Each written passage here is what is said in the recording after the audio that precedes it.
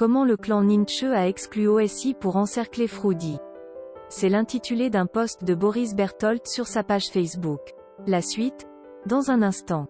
Abonnez-vous en activant la cloche de notification pour recevoir la primeur de nos futures publications. Voici les détails de son post dans leur intégralité. La bataille est rude au sein du SDF.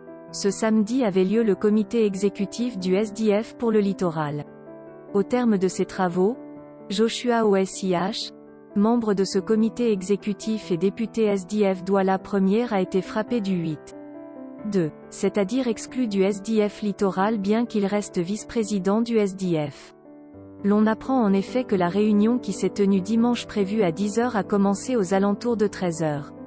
Car il fallait attendre les représentants des différentes communes du SDF pour le littoral. 32 communes sur 36 ont finalement pris part aux travaux, ainsi que près d'une dizaine de membres du National Executive Committee, NEC, parmi lesquels Chantal Kambiwa. Les débats étaient modérés par Jean-Michel Ninche, régional du SDF. Les différents représentants des communes ont pris la parole pour fixer leur position.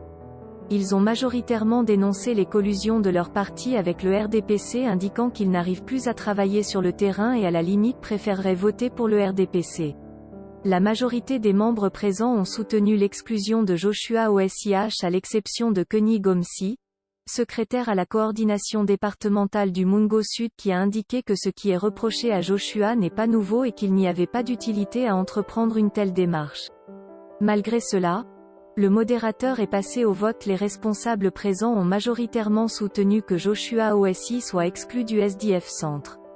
Il faut rappeler ici que selon des responsables du SDF, le comité exécutif régional SDF Littoral s'est fondé sur la jurisprudence des KNG Wassiri, président de la cellule des conseillers en 2002, qui avait signé le pacte de avec les députés RDPC exclus par le 8-2 du SDF par le comité exécutif régional du Nord-Ouest et validé par le NEC.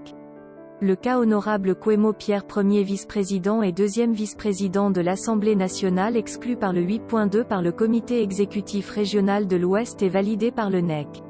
Edi Kabanwala, exclue par sa cellule de Douala 1er alors qu'à l'époque elle était membre du NEC et présidente de commission stratégie. Donc le cas Joshua OSI n'est pas singulier au SDF, mais en toile de fond, avec un Froudy fatigué, mais qui demeure un soutien de Joshua OSI.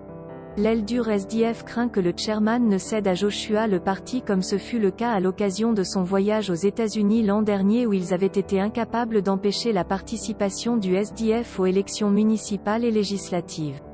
C'est donc clairement l'épée d'une scission qui plane sur la tête de John Froudy. Ainsi va la République. Veuillez prendre 3 secondes pour liker la vidéo et la partager.